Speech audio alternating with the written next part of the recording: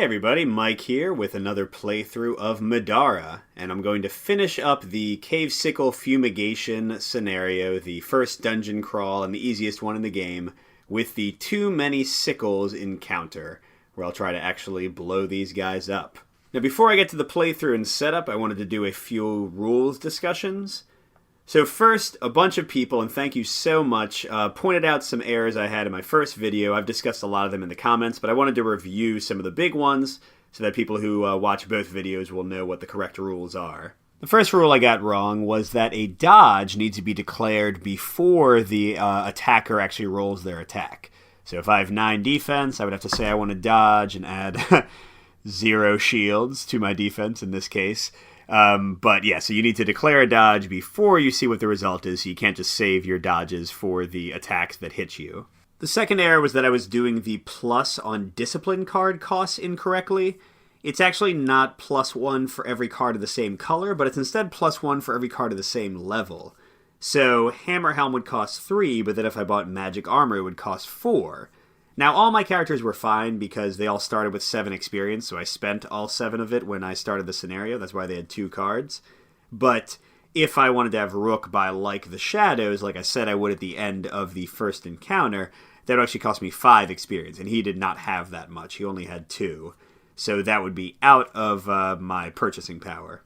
I'm glad this rule is different than I thought, though, because I was thinking that it would be far too easy to buy a bunch of level 1 cards of different colors, but now I realize that it's actually better to buy the level 2 and level 3 and level 4 cards, because you can't buy a level 2 until you have a level 1 of that color, and they won't have any additional costs associated. They'll just keep on counting up.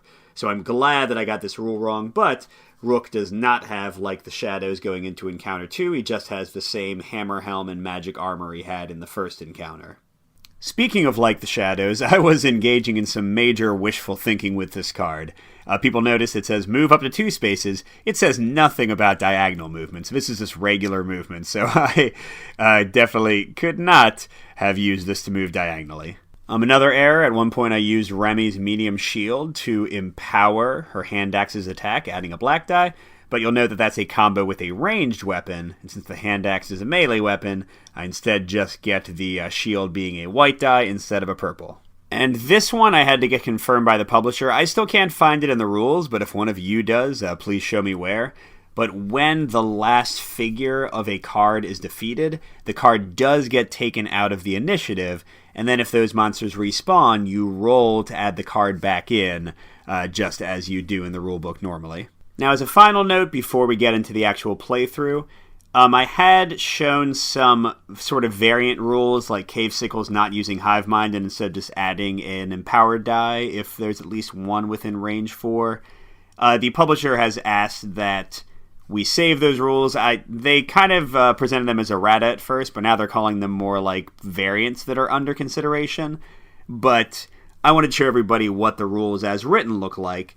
So I'm going to use the Hive Mind ability as written. I'm also going to go ahead and have it cost extra to move out of hero spaces instead of being free to move through your own hero spaces. And by request, I will go ahead and say it costs 2 movement to move out of difficult terrain instead of to move into it. I still find that a little bit of a weird design choice, but this playthrough I'm about to show is going to be the rules as they are currently written and printed to the best of my ability. So hopefully I don't make any mistakes, but I'm sure if I do, you amazing viewers out there will help me to discover them.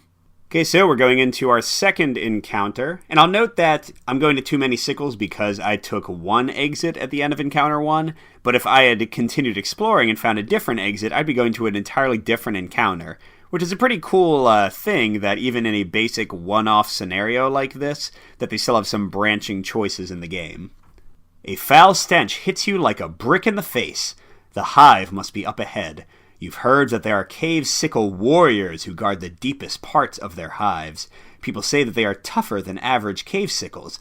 Hopefully this is just a rumor. I haven't played this one, by the way, yet, so I'm going to experience the surprises along with you, and I kind of have a feeling that it's not a rumor. I'm going to face some monstrous, tougher cave sickle warriors, but hopefully they aren't too bad. Now, quick look at the board setup. We start over here with a bunch of dangerous terrain in our way and the red objective, and we'll look at what the objectives say in just a moment. Over here is a big pool of water with 3 cave sickles. Around a rocky corner are 2 more with some loot. We go down through a little passageway, come to the only totem on the board, so hopefully there won't be too much adding of more tiles in this one. The blue objective and some blue loot, so a very blue board over here. And then through this little tiny passageway you can barely see, but that's extra tiles I added to let you go through that rock. There's a green objective and a red loot. So let's look at what the objectives say, because these are actually specified in the book and kind of tell you what to do with them. Okay, so looking to the objectives, the blue objective says the adventurer with the bug bomb token may make an encounter action to read hidden text. So I guess that's where I want to go. That sounds like my actual objective. The red objective is the one that's right in front of me. Says when I move onto it, read the following text. So I guess something crazy is going to happen. And then the green objective, which is all the way on the left side of the board through that little tunnel, says read it if instructed to. So no idea what that means. Additionally, the bug bomb, this is the same as the other encounter, but if the guy who's carrying it gets killed, which in this case is Nightingale, my archer girl, then it gets dropped and somebody else has to pick it up. If I lose it completely, like it falls into a pit, then I lose the scenario. I don't do this because I didn't come from the other encounter, so I would have surprised some enemies if I had. And the win condition says we have to find the blue exit, but currently the blue exit is nowhere on the board, and I don't even know how to get it. Although I'm guessing it probably has something to do with that blue objective, so I'm going to head that way first, I think. And quickly looking at the initiative order, very different this time. We're going to start out with Cave Sickles 4 through 6, which are furthest away from me and definitely aren't going to do anything. Then Rook and Zeke, my 2 frontline fighters. Cave Sickle 1 through 3, and then Remy and Nightingale will be pulling up the rear, which is good since she's my ranged character. So pretty good chance that the Cave Sickles will be doing little to nothing this turn. Maybe if I run Rook and Zeke up too far, then 1 through 3 will attack, but I might purposefully kind of keep them back just to save up stamina and not get too injured. Alright, so jumping right in with our first turn, let's see what Cave Sickles 4 through 6 do. Alright, so 4 and 5 are all the way over here behind. You can kind of see it, this red outlined cave that's going to block movement. So they would have to get all the way around, and we'll see if their movement will reach me. Just a quick reminder of Cave Sickle abilities. They're immune to poison. They pay no extra movement cost for moving through each other or moving through difficult terrain.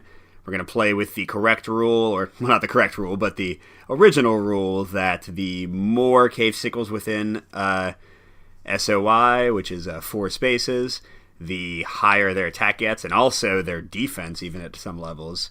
So if they're adjacent, they try to make 3 attacks. If they're not adjacent, they try to move, if they're within range 4, they do an attack, then move up and try to poison you.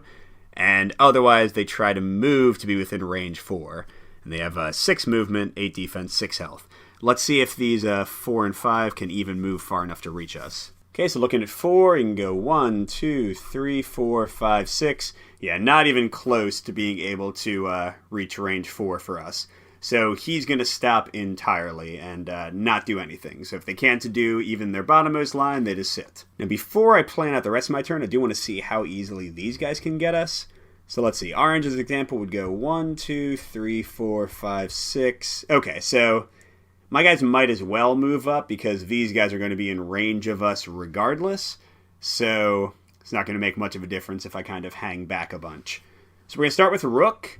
He's got 3 stamina, and I have no idea what this red one's going to do, but it's going to fire off in just a second. So let's go ahead and have him, before he moves, I'm going to use his magic armor ability. I'm going to use it on Zeke, my other frontline guy that's going to run up. So he's going to gain barrier, and it costs 0 stamina points because it usually costs 1, but if I use it on someone other than myself, it costs none. That means Zeke is getting a barrier, plus 1 physical armor against all attacks that get through his defense.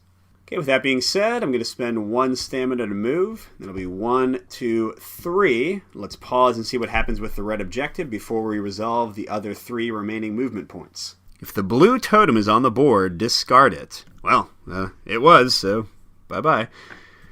A horrible crashing sound rings through the cavern. This sounds bad. The rocks to your east blow out, sending debris plummeting down into the depths below. A large cave sickle screeches, sending an ear-piercing sound throughout the cave. Discard this objective, then reveal small and large hidden cards UM1. Ooh, these are the first hidden cards I've seen. And place tokens and figures according to diagram 32. When Whopper is defeated, Whopper, read special encounter rule besting the warrior. And so the hidden cards, this is the first time I've interacted with these. I think they're mainly used for the adventure mode, but it looks like we're going to look at a couple here. Okay, so topmost small hidden card. It's an initiative card. And it is Whopper. He does not look friendly. So that's the warrior I have to defeat. So I'm assuming this will be his, activation card. Oop, I grabbed too many. Go back. Don't want to spoil anything for myself or for you all. Warrior Sickle. Well, there's a lot of flavor text, but for now, let's just see how bad this... 50 health! 50 health? God! 2 armor! Jesus, how many automatically? God. Okay. So, Superior Sickle Anatomy. Whopper has immunity to poison and paralyze, and movement point cost does not increase, if that's the same. Whopper will never attempt to jump over dangerous terrain unless he's adjacent to an opponent. Okay, Rally. At the start of Whopper's turn, each Cave Sickle not adjacent to an opponent moves 1 space towards Whopper. Huh. So each of his turn, if they're not adjacent to somebody, so I keep them next to me. Okay, what's he do? Okay, he makes a separate attack against every adjacent opponent, then move to be at up to range 6 from adjacent opponents, and make a 6 attack against the farthest opponent. Wilt and Paralyze? Jeez. Paralyze basically skips my entire turn, and Wilt makes me take extra damage from every attack. Force 10 is really hard to resist. Okay, is there an opponent within range 6? Makes a 6 range attack against the nearest opponent, Wilt and Paralyze again. Then make a 6 attack against the same opponent, Wilt and Paralyze again. Jeez. So he really just wants to Wilt and Paralyze me. Otherwise, move to be at up to range 6 from the nearest opponent. Then spawn 2 Cave Sickles adjacent to him? Gosh, he makes more? Huh. Okay. I'm a little freaked out, but we're gonna do our best. We're gonna try to take this guy out. Can I just run past him and blow up the bomb? I don't know. Alright, and he's a boss. It says it right there. That's great. And here is Whopper, by the way, in all his standy glory. And according to diagram 32, oh my gosh, he's basically starting right next to me.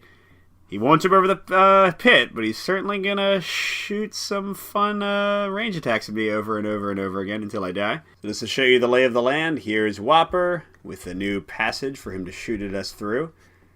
I guess we could also... Well, no, we can't even get past him. I was going to say I could, fly over there to try to get to the blue objective faster, but... Oh, Whopper, you're freaking me out a little bit.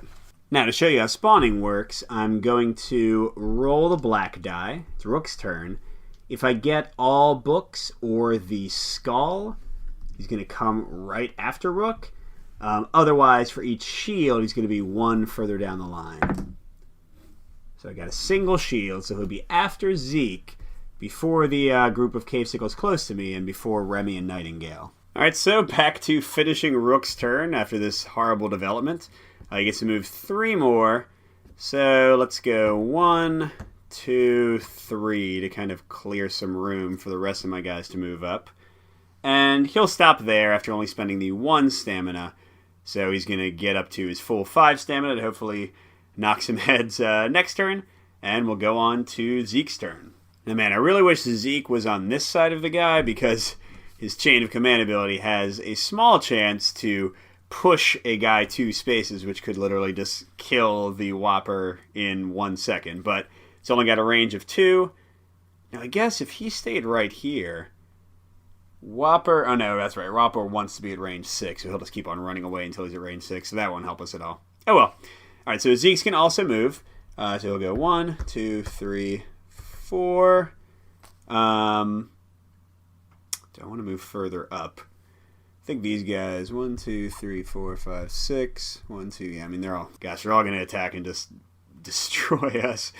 Yeah, so let's keep moving. So it's 1, 2, 3, 4, 5, 6 to move in. Remember, it will now cost me 2 to move out, playing by the rules as written. Zeke's short swords could have let him move 2 spaces diagonally, and when it just says move, that ignores terrain penalties, so I could have just gone bam, bam. 2 diagonal. That means both short swords are exhausted. And he'll at least get a free attack on the red one. Now, he might just give the red guy a slew of melee attacks. So, blade works. If you have a 2 one-handed weapons, which he does, make an attack. So he's exhausting that, but it's a free attack, not using up either of his 2 stamina. Okay, and short swords are usually purple, but because I have 2 light weapons, I have white. They could exhaust reroll combat dice, but clearly I don't have that. And so 2 shields will be plus 2 physical damage, and each star will be plus 1 physical damage. And note that these cave sickles have 2 other cave sickles in their SOI, so they don't get any bonus defense, but they are going to be rolling orange against me currently. Okay, so Zeke's free attack, and he needs to get at least an 8 to hit these guys. Oh, nice! Pretty good roll. So that's 11. So remember, you subtract the defense, so that's 3 damage. And then for every 2 shields, it's plus 2, so that's 5 damage. So they're not quite dead. So you know what? I am going to use one of Zeke's 2 throwing knives to immediately defeat one. So that'll at least take care of one of the guys. So that means red is gone. Definitely happy about that. Now Zeke does have 2 stamina to make another attack, but he can't reach anybody, so he'll have to stay there. Now note that Whopper's definitely not adjacent, and he says that if there's an opponent within range 6, he'll attack. But currently, I don't think he can get line of sight to any of my guys. I'm pretty sure that cave is going to be in... Yeah, definitely. So that means that he's actually going to do his 3rd one, which will move to be up to range 6 from the nearest opponent. Well, that means that I think he'll just move there to where he can shoot next turn. And then spawn 2 cave sickles adjacent. Him there, that's...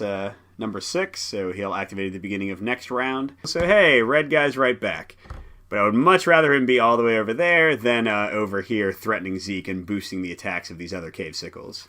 Alright, so bringing us back up to speed. 1, 2, and 3 are going to activate. 1 is now way too far away, so he'll skip his turn. But 2 and 3 are both going to shoot at Zeke and then move adjacent and try to poison him. And because they each have 1 other sickle in range, they're going to boost one of their whites to an orange die. Zeke normally has 9 defense, but with his deflection core, he has plus 1 for 10 defense. So that'll make him a little bit harder to hit. Okay, so first, Zeke's ranged attack from the Cave Sickle. Now, Zeke does have a free dodge from his occult shirt. He's also got some stamina. You could spend another one to dodge. But he's going to save those for the melee attacks that might poison him. So, hoping that this guy does not get a 10 or higher. Oh, and he doesn't. Wow. Barely missed. Excellent. So the first Cave Sickle misses his range attack, but now he's going to rush in for a melee attack. And here he comes, shortest path. He's going to try to whop me. So Zeke will go ahead and dodge. And note that the occult shirt says, if the attack deals no damage, unexhaust this card and counter. Oh my gosh! So I can use it again. This is a great shirt. So Zeke is getting a dodge. And Zeke's special ability is once per turn he can re-roll his dodge. So if this does not go well at all, then he can re-roll it. Oh my gosh! Fantastic. So each shield is plus 1 to his defense. So he counts as having 14 defense for this attack. And remember, if he takes no damage, he can unexhaust that shirt and get a free counter against the Cave Sickle. So, wow, bad roll. So 6 would not have hit him anyway, but the occult shirt unexhausts, and he gets 2 counters. That means he gets to make a free attack immediately against that Cave Sickle. See if he can do some damage in response. And definitely not. Terrible roll. But hey, free roll that misses is better than no roll at all. Oh, whoops. Forgot a rule. Not good for me. I'm not allowed to dodge in water. That is the main effect of water, besides costing extra to move out of. So it didn't matter here because the dodge wouldn't have made a difference. But it does mean that I am at the mercy of this other guy, so... Zeke, not sure why I would put you in water, man. Not a great choice. Okay, so the orange Cave Sickle is going to shoot his ranged attack at me and then rush in to try to poison me as well. First, his basic range attack against my defense of 10. Oh my gosh. Alright, so remember, Cave Sickles just add plus 1 damage for each shield. They ignore everything else. So 13 beats 10 by 3, and then plus 2 more, so that's 5. The occult shirt gives me no armor, but my barrier gives me 1, so that means Zeke is taking 4 damage and he's only got 12 health total. Okay, now his second attack, moving up. If he hits here, he'll also get a chance to poison me. Oh, and he does. Okay, so he barely hits me. So 6 plus 4 is 10, but then the 2 shields do add 2 damage. So even though 10 minus 10 would have been 0, he does get 2 damage. 1 is stopped by my barrier again, so only 1 point of damage. But the negative is that as long as he hits, I have to deal with the poison. So the ability says follow up, inflict poison, force 9. So what that means basically is Zeke has to make a conviction check, getting a 9 or higher, or he is poisoned. Conviction for all characters starts out as 2 purple, but because of my deflection core, I get to upgrade one of them to a white.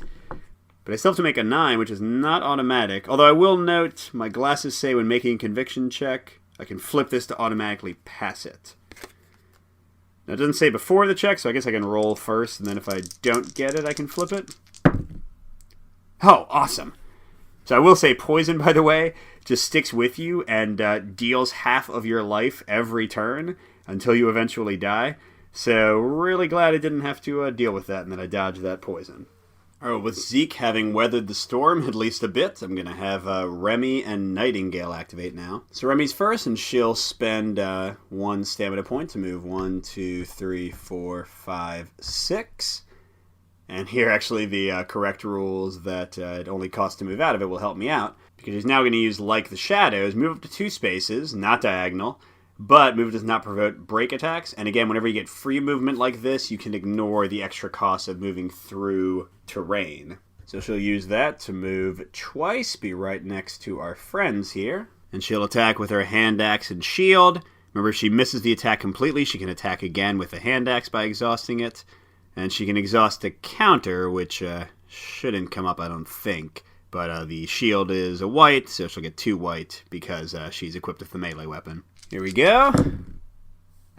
Okay, so she barely misses. 7, so she can exhaust her hand axe to try again.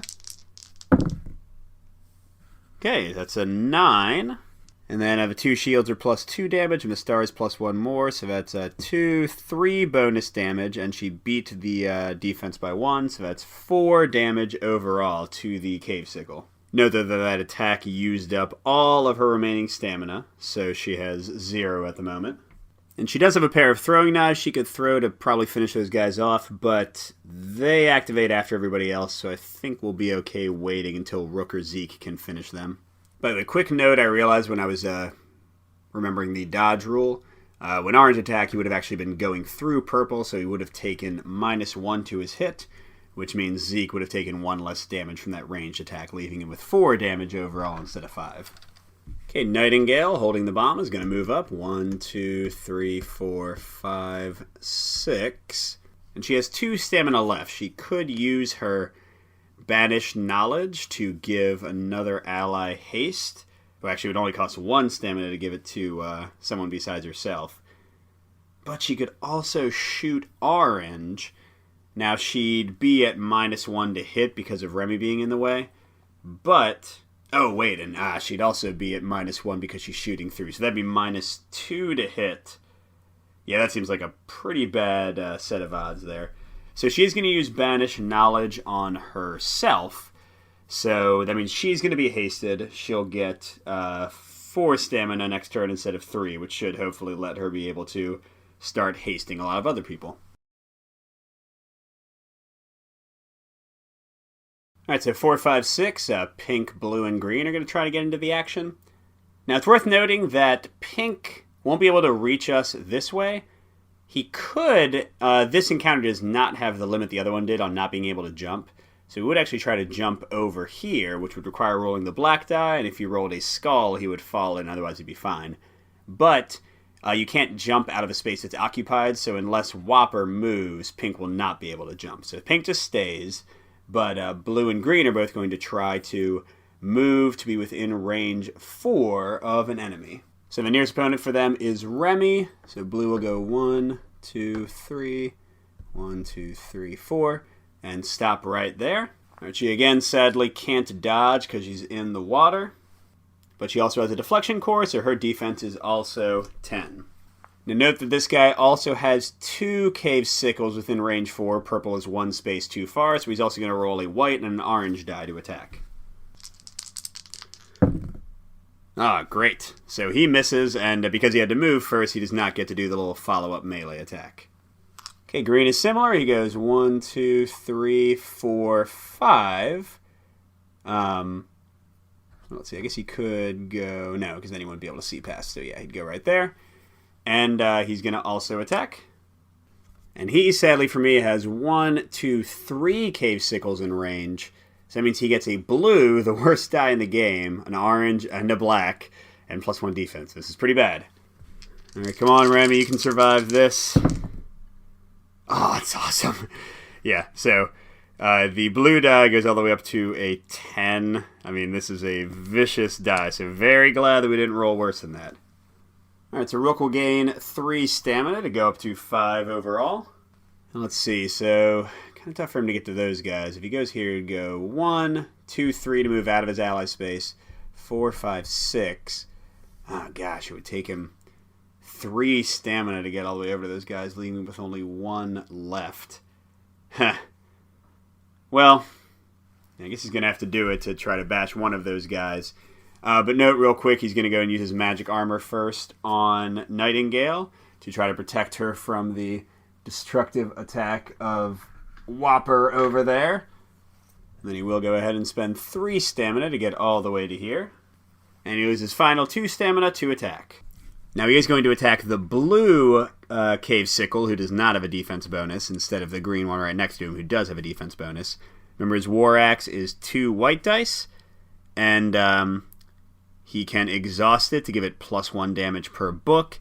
He gets an automatic +1 damage, and he can exhaust this to re-roll 1 or both of his combat dice. Okay, so for a big hit... So we got a 6 and a 2. If he stopped right now, he'd get 1, 2 damage, +1 from his hammer helm, 3. He could exhaust to get +1 more for the book, which is 4. But first he's going to exhaust hammer helm to reroll the 2. Because there's only... I mean, that is literally the worst result. So let's hope that he can get something a little better. Oh, awesome. This should be a straight up kill. So 6 + 6 is 12, minus defense of 8 is 4. And then +4 from shields, that's 8 damage. Overkill on that guy. And then +1 more from hammer helm, 9 damage. Okay, so he does manage to defeat the blue Cave Sickle, which will make orange not have a defense. So right now, none of them will have a defense bonus, which is certainly preferable. Okay, now we go to Zeke's activation before we get to the Whopper. And Zeke, remember, orange only has 2 life left, so he's going to try to defeat him and then maybe get the other guy as well. And he's getting 3 stamina, so he's up to 5. He's going to first use Blade Works to get a free attack on the injured orange guy. Rolling his 2 white dice, and he'll use to get 2 damage, so hopefully a decent roll here. Oh, awesome. So 13, that would have been a straight-up kill regardless, but he definitely defeats the guy with only 2 life. Okay, now he still has 5 stamina left to attack purple, so he'll go ahead and spend 2 stamina, leaving him with 3 to get an attack on him. Oh, another great attack. Okay, so... 13, that's 5 over his defense, and then plus, oh my gosh, I mean, yeah, just crushed this guy. Beautiful. Okay, well, Whopper is still terrifying me, but I'm feeling a lot better than I was a moment ago. Now, interesting thing here, I've got an objective over here that it said I would only resolve if an effect told me to resolve it, so I see no reason to go over there and see that, especially not to go all the way over there just to get that loot. So, let's see, Zeke, he can move 2 diagonally with his sword, but then he just kind of have to stop there. But, I mean, I guess that's the best he could do. But then he could attack that guy. Although green has already acted for the turn, so he wouldn't be accomplishing too much by attacking him. But I guess he would make it easier for Remy to defeat him. So yeah, let's go ahead and do that. Okay, so he'll use, he'll tap both of his swords to get 2 diagonal movement. Actually, wait, could he just get there without doing that? So that'd be 1, 2, 3, 4, 5, 6... Yeah, okay, so he'll say that he used his movement to go here, and then use 1 diagonal. That'll leave his other short sword to tap either if he kills that guy to move again, or he can reroll one of his combat dice. Okay, so using up his final 2 stamina, leaving him with none, he's going to attack. Not a good result at all. Alright, so he might as well use his short sword to reroll the 3 and try to get something higher. Okay, that's a little better. So 10 beats the guy's defense by 2. That's 2 damage, plus 2 more from shields. That's 4 damage. Definitely going to make it pretty easy for Remy to defeat him, hopefully. But first, we got to get to Whopper's activation. Okay, there's an enemy within range 6. So he's going to attack... Oh, God, this is so terrible. Attack 6 with Wilt and Paralyze, Force 10. And then attack 6 again with Wilt and Paralyze, Force 10 again. Gosh, Nightingale almost got out of his range. Oh, and she's the one carrying the bomb. This is pretty terrible. And he's got 2 blue dice, the worst in the game, and a black die. We'll hope for some skulls to make him automatically miss. All right, Nightingale will go ahead and dodge the first attack, trying to give herself a little bit of an advantage. Ah, God, only +1. Okay, so her defense is 10 instead of 9. And the giant crusher guy gets... Oh, my gosh. Okay. Yeah. Well, we're definitely going to see what happens when characters die, I guess. So 9 and 10 is 19. That beats her defense by 9. He gets +1 damage for each shield and +2 damage for each star. So that's 9 damage, 10, 11, 12, 13, 14, 15, 19 damage. Okay. So, God. Nightingale has 1 armor from her Cuirass, 1 armor from her barrier. So that is 17 damage. But she only has 12 life. So she is absolutely defeated. Alright, well, she is dropping the bug bomb right in her space. And somebody has to pick that up as an action.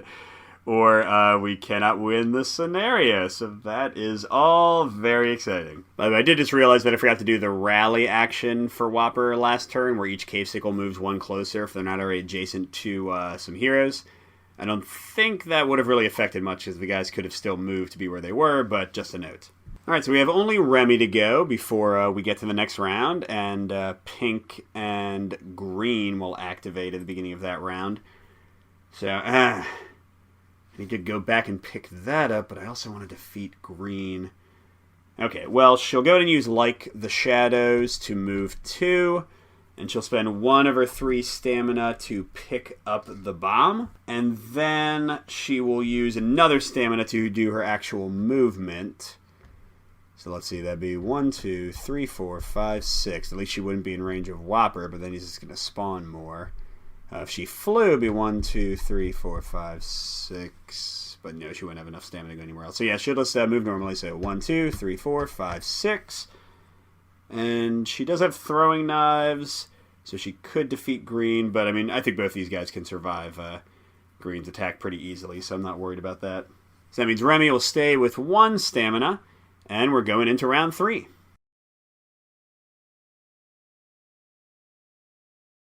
Green attacks the adjacent opponent with the most damage. That is unfortunately Zeke, who still cannot dodge because he's still in water. He's totally wasting his best ability here.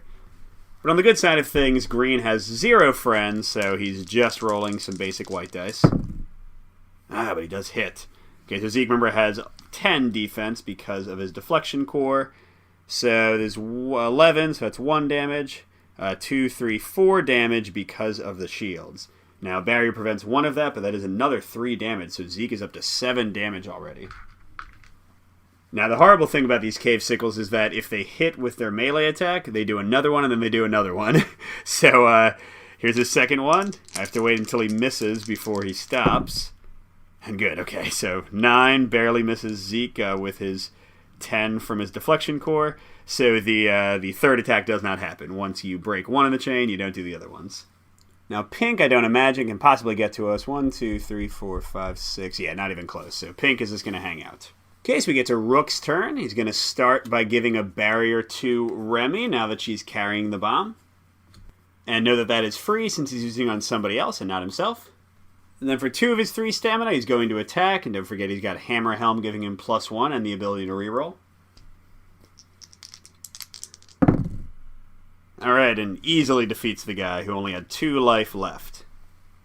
Alright, now Rook does have 1 stamina left, so he could move in towards the treasure.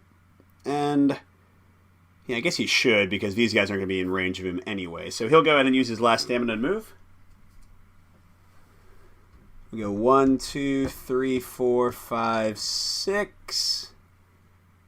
Well, he probably shouldn't be the one to pick up the treasure because he's not going to be able to actually reach it next turn without using up his entire movement. So he'll go 1, 2, 3, 4, 5, and stop right there. Let's make sure. 1, 2, 3, 4, 5, 6. 1, 2, 3, 4. You know what? He'll go one further back just so those guys don't get an easy pot shot at him. Okay, next is Zeke. He's getting back up to 3 stamina. He's going to spend 1 to move and probably stop there to get all the way back up to 5 very quickly.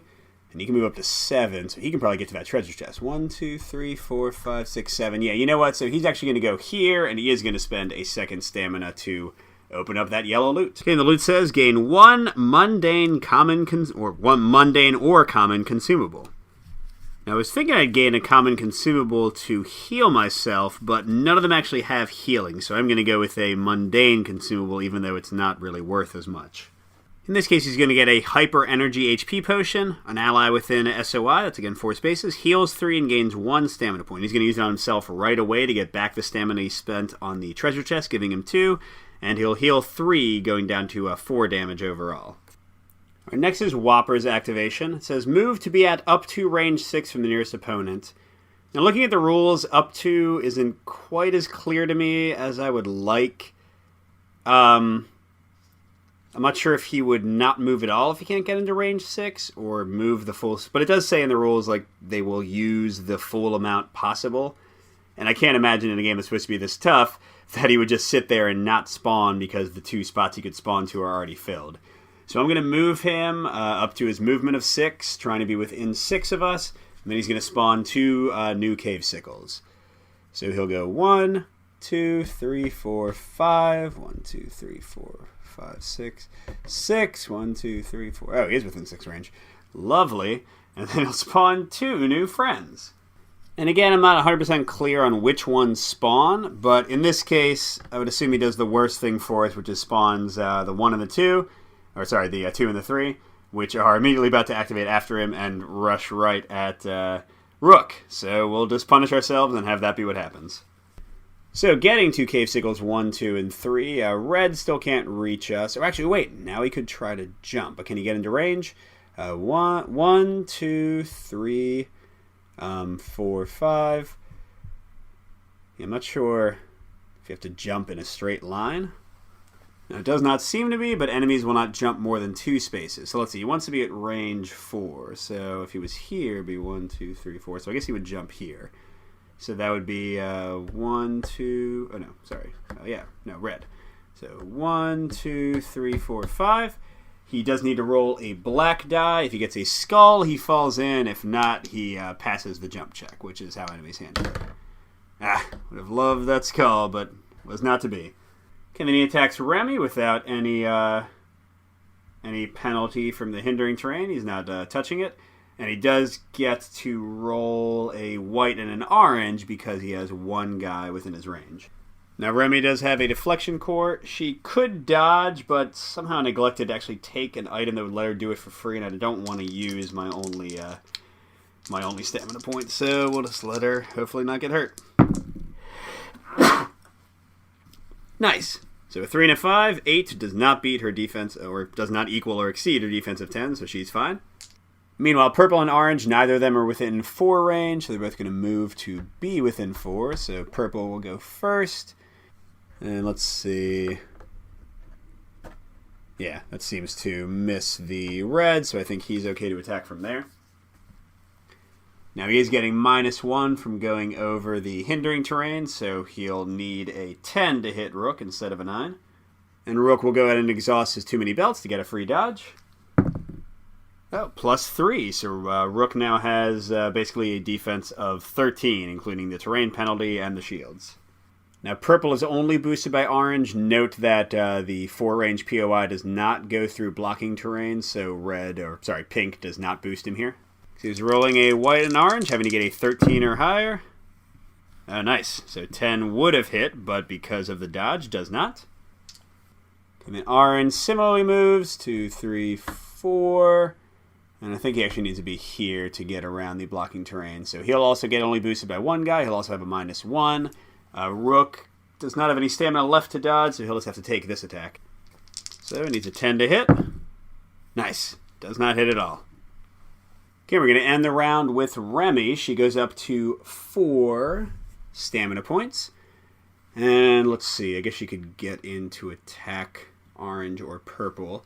She can move 1, 2, 3, 4, 5, 6, and then use her Like the Shadows to get right next to orange. Let's do that. So that leaves her with 3 stamina, and she'll spend 2 of it to attack orange. Okay, with her axe and shield, she gets 2 whites, and don't forget she can exhaust the axe to try again. Oof. Okay, so there we go. So exhausting the axe for a second chance. Slightly better. So that barely hits. 8 equals his defense, so just the 2 shields cause 2 damage. Okay, and she will stop there with 1 stamina left. Okay, so going into our 4, 5, 6 round, only pink is left. He'll go 1, 2, 3, 4, 5, 6. And that takes him 1, 2, 3 away from Nightingale. So actually, I guess he might go here. Yeah, to get his attack there. His attack looks like it'll barely clip the green and also will be affected by his friends. So he's -2 for the attack. And with her deflection core, that means he needs a 12 to hit. But he is being boosted by 2 cave sickles. So he gets 2 orange to roll for his 12. But does miss. So that's great. Alright, so we get Rook and Zeke next. This Whopper guy. I think we want to get next to Whopper to force him to retreat. I can't imagine killing him, but if we can at least sneak Remy through to the objective, which is down here just where you can't see, then maybe she can at least bomb the guys and get the heck out. Okay, so Remy's getting 3 stamina. He would love to use magic armor on himself, but then he couldn't move and attack, which I don't think is a great move for him to take. Actually, unfortunately, it looks like he's going to have to take a break attack by moving through Remy. Because I'll go 1, 2, 3, 4, 5, and this guy will get to attack him for moving adjacent. Well, yeah, I mean, I can't. 1, 2, 3, 4, 5. Yeah, I mean, I can't possibly. Okay, so I'll just have to do it. So take a break attack as I move in right there. Okay, so there's also a 2 orange attack. Just barely hit for 1. Oh, wait, never mind. That's totally fine because Rook has his armor. That gives +1 armor, so he takes no damage from the attack. Okay, but now for his last 2 stamina, he will attack the cave sickle next to him. Woo-hoo-hoo-hoo-hoo! Yeah, that guy's definitely dead. Man, that was the injured one. I wish I had had that for the uninjured enemy. All right, next up will be Zeke. And if I get next to Whopper, Whopper will do a melee attack and then run away and do a range attack, which seems much better to me. Can he get there? Let's see. 1, 2, 3, 4, 5, 6, 7. Oh, nice. So Zeke can get there without even using his diagonal movement. Although, purple is going to attack unless Zeke. So he could go 1, 2, 3, 4, 5, 6, and then diagonally move here to be next to everybody. And then attack purple before he activates.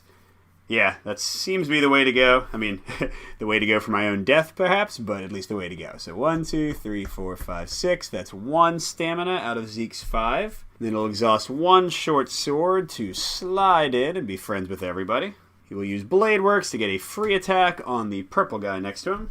Not too bad. So let's see. 5 and 5 to beat their defense by 2. And then the 2 shields give 2 more, so that's 4 damage. He'll go ahead and use 2 of his remaining 4 stamina to attack purple again and try to do those last 2 damage. Oof. He'll use his remaining short sword to reroll the 2. Okay. Alright, so yeah, now he'll just use his last 2 stamina to attack one more time. 9. That just does it. So he beats it by 1, plus 2 more from the shield, so that's 3 damage, killing purple before he gets a chance to activate. By the way, I will note that I've not finished off either group. Both purple and red are from different groups, or sorry, pink and red. So if I kill either of them, I'll get some loot, but right now I'm not. Okay, so Whopper is activating, and there is an opponent adjacent, so he makes an attack against each adjacent opponent, which is just Zeke. And then he'll move to be up to range 6, and then he'll make a 6 attack against the farthest opponent. doing the wilt and paralyze thing potentially again. Okay, so Zeke is definitely going to dodge, and hopefully he'll successfully dodge and be able to untap this to dodge the range attack as well. Come on, shields! Okay, he's going to use his once per turn ability to re-roll. Try to get better than 1 shield. 0 shields is not better than 1 shield, dice. That's not what I wanted. Okay, and after that terrible roll, here's Death Incarnate trying to hit his 10 defense. Oh my gosh. Not sure how I feel about this boss. So that's 14. And, okay, so that means 4 damage, 5 damage, 6, 7, 8, 9.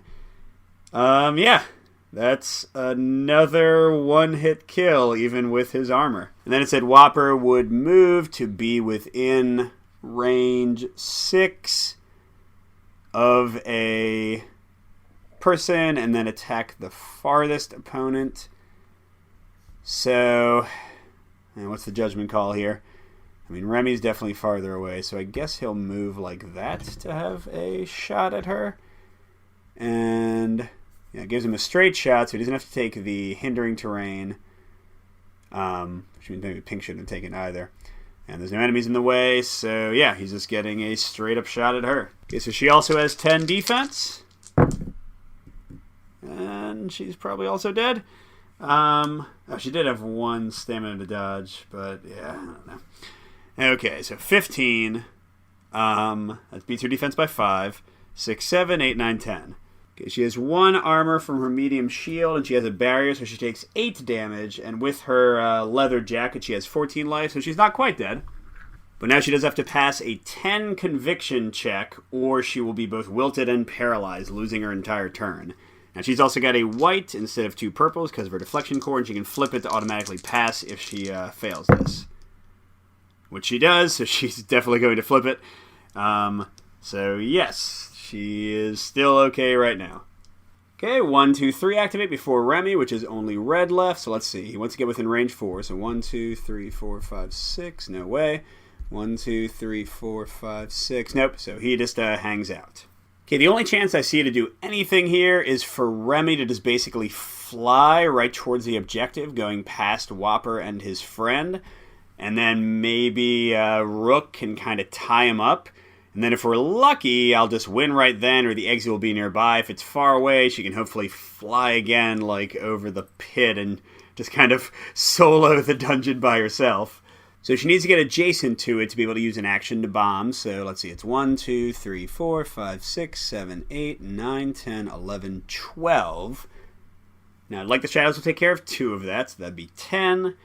Flying will use up 2 of her 4 stamina, and that would leave her with 4 movement left. So she can get there, she just won't be able to actually bomb until next turn. So she will use 2 stamina to fly. 1, 2, 3, 4, 5, 6. She'll spend the rest of her stamina to get 4 more movement. 1, 2, 3, 4. And then she'll use Like the Shadows to move 2 more. Alright, she is out of stamina and severely injured, but hopefully she can survive.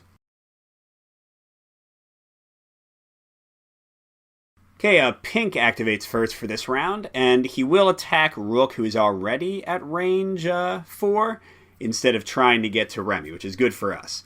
And because there's an enemy in the way, that's -1. Because he's on hindering terrain, that's minus another 1. So Rook's basically got the equivalent of 9 defense. And sorry, I should have said Rook has the equivalent of 11 defense. Let's see if the sickle can beat that.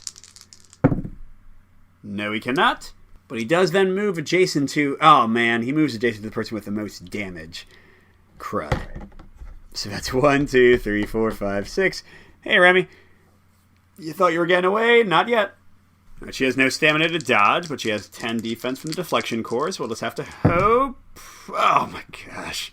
That's got to be the end, right?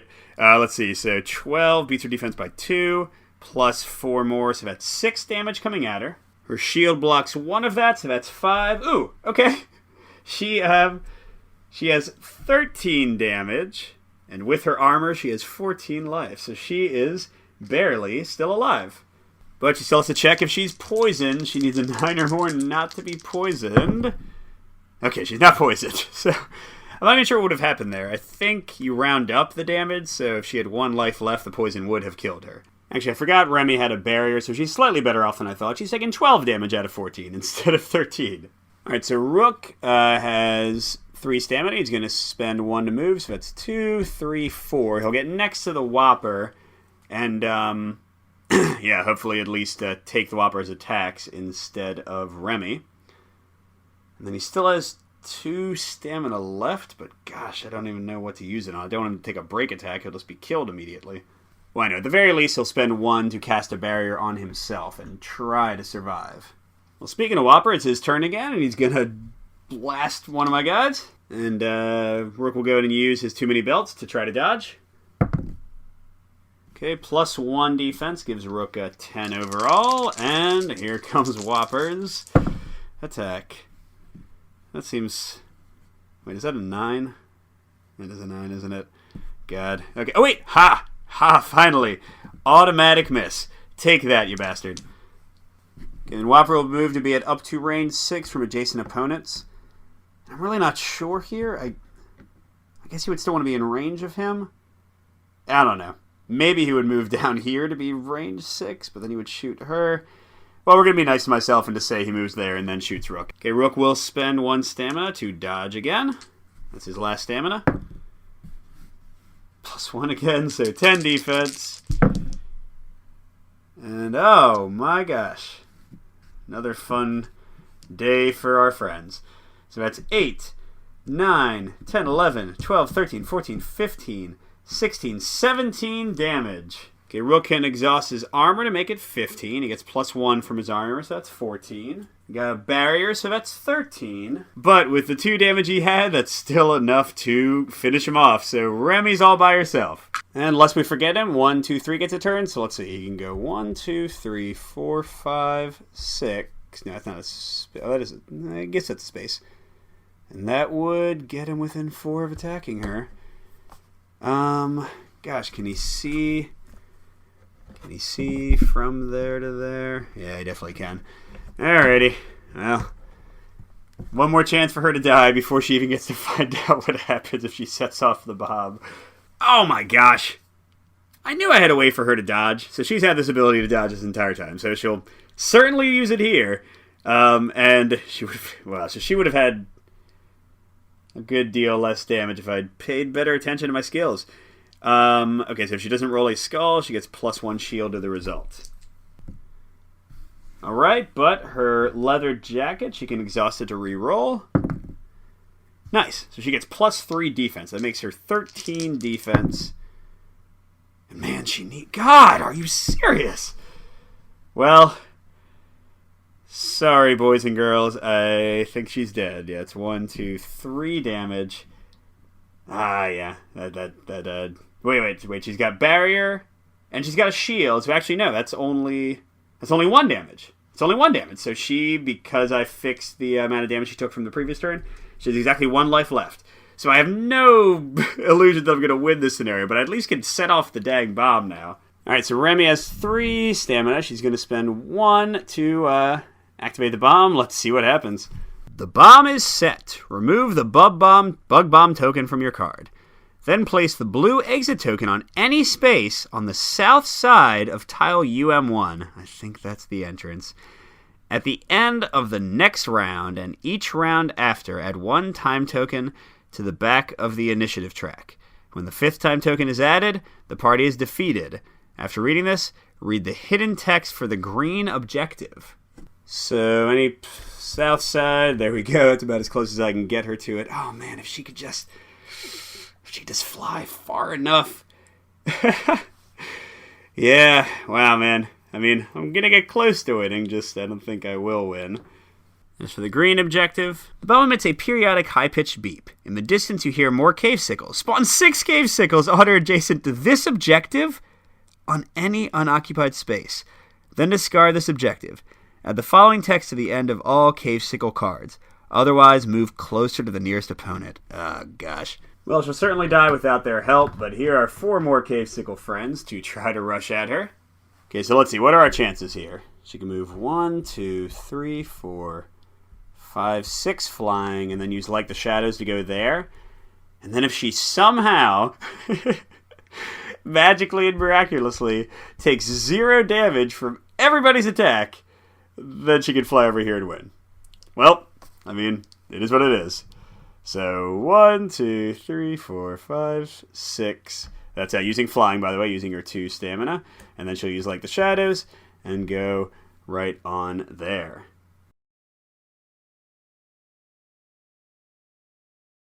Okay, so first challenge is 4, 5, 6. So these guys are going to go 1, 2, 3, 4, 5, 6. They won't actually reach her, though. 1, 2, 3, 4, 5, 6.